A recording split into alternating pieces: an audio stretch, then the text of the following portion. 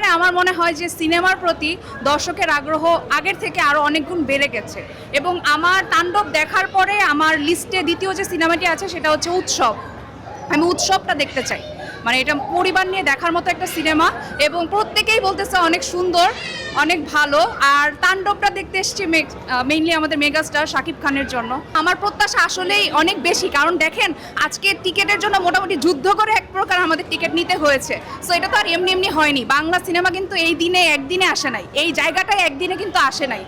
অনেক বছরের আগে এই হলের প্রতি বা সিনেপ্লেক্সের প্রতি মানুষের যে এই যে আশাটা, এই যে মানুষকে টেনে আনাটা, ঘর থেকে আমরা বের হয়েছি যে সিনেপ্লেক্সের দিকে ঝুঁকছি বা সিনেমা হলের দিকে ঝুঁকছি, এটা তো এই বিবর্তনটা কিন্তু একদিনে আসে নাই। অবশ্যই সেই জায়গাটা আস্তে আস্তে বাংলা সিনেমা তৈরি করে নিচ্ছে।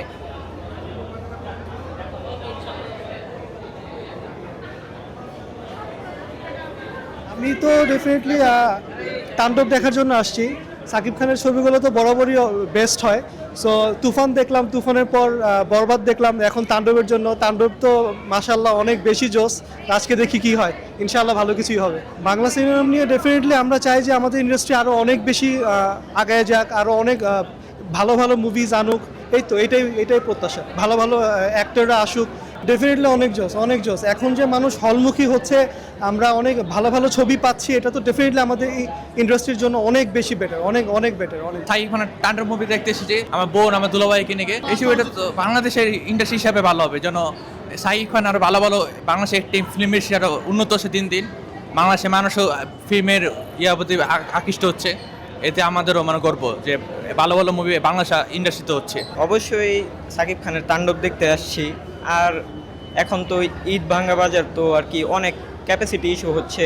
আমি দেখতেছি যে মানুষ টিকিট পাচ্ছে না, অনেকে টিকিট না পেয়ে ফেরত যাচ্ছে। তো আমি আশা করি শো আরও বাড়ানো উচিত। আমি মনে করি এখনকার যে মুভি ডেভেলপ হচ্ছে ইন্টারন্যাশনাল লেভেলে, আমি বাইরের দেশেও দেখছি যে হাউসফুল যাচ্ছে।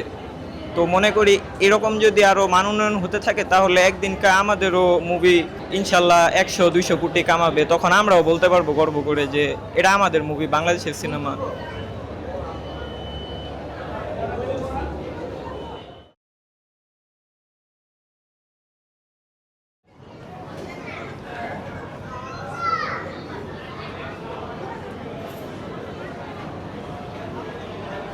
আগে বাংলা ছবির এত মান ভালো ছিল না। রিসেন্টলি আমাদের কিং খান, মেগাস্টার সাকিব খান বাংলা ইন্ডাস্ট্রির জন্য শেষের দিকে উনি অনেক শ্রম দিতেছে এবং এর জন্য কাজ করতেছে। তো দ্যাটস ওয়াই শরীফুল রাজ আছে, সিয়াম আছে, আফরান নিশু, নিউকামার, এরা সবগুলো আসাতে একটা মুভির একটা ধামাকা তৈরি হয়েছে। রায়হান রাফি আছে পরিচালক, কাহিনী সব কিছু মিলে এই আপনার লাস্ট 3-4 বছর হচ্ছে মুভির যে আগের যে রিদমটা ফিরে আসতেছে। তো দ্যাটস ওয়াই সাকিব খান তার জাত এতদিন চিনাইতে পারে নাই, শেষ সময়ে তার জাত চিনাইতে গেছে। তো দ্যাটস ওয়াই পাবলিক এখন আবার হলে ফিরতেছে। আমরা রোজারিতে বরবাদ দেখলাম, এরপরে বরবাদের থেকে ভালো সিনেমা আমরা এক্সপেক্ট করছি তাণ্ডব। দ্যাটস ওয়াই আজকে তাণ্ডব দেখতে আসছি। আশা করি তাণ্ডব বরবাদকে ছাড়া যাবে। এরপরে এগুলো আস্তে আস্তে সিকোয়েন্সুয়াল আপনার একটু বাড়তেই থাকবে। এখন হচ্ছে বাংলা ছবির যে পুরনো যৌবন এটা ফিরে পাইছি আমরা, যে কারণে হচ্ছে সব দর্শক হলে ছুটতেছি আমরা। আপনি রিসেন্টলি দেখেন, আগে হচ্ছে এফবিসিটা ছিল একটা আপনার জিম্মির মুখে, যা ছিল ওইটা কেন্দ্রিক ছিল। এখন আপনি সিনেমাগুলো বাজেট বাড়ছে, বাজেটের একটা ব্যাপার আছে। এরপরে হচ্ছে আগে হচ্ছে একটা সিন্ডিকেট ছিল যে এরা এই ছবিগুলো করবে। রায়হান রাফি আসছে, শিহাব শাহিন আসছে, যে এরা হচ্ছে আধুনিক যুগের পরিচালক, এবং হচ্ছে প্রডিউসাররাও বাড়ছে। সব কিছু মিলে একটা প্যাকেজ তৈরি হওয়ার কারণে এগুলো ব্লাস্ট হইতেছে। এগুলো আমরা দেখতে পারতেছি। বরবাদ, ইনসাফ আছে, তারপরে হচ্ছে তাণ্ডব। আপনি তাণ্ডব দেখবেন, তাণ্ডবে হচ্ছে আপনার ইউনিভার্স টাইপ করছে, এটাতে কয়েকটা মুভি অ্যাড করছে। আপনি বুঝেন বাংলা সিনেমাতে ইউনিভার্স করে কী টাইপ মুভি হইলে বা কী পরিমাণ চাহিদা হইলে। এটা নেক্সট ঈদে আপনি দেখবেন সুরঙ্গতে কিন্তু তাণ্ডবের একটা সিন আছে, এগুলো সব ইউনিভার্স অ্যাড করছে। তো এটা দেখলে আপনি বুঝতে পারেন যে বাংলা ছবির কি জয় জয়কার চলতেছে। মাঠের অলরাউন্ডার আমি, আর ঘরের অলরাউন্ডার টাইলক্স।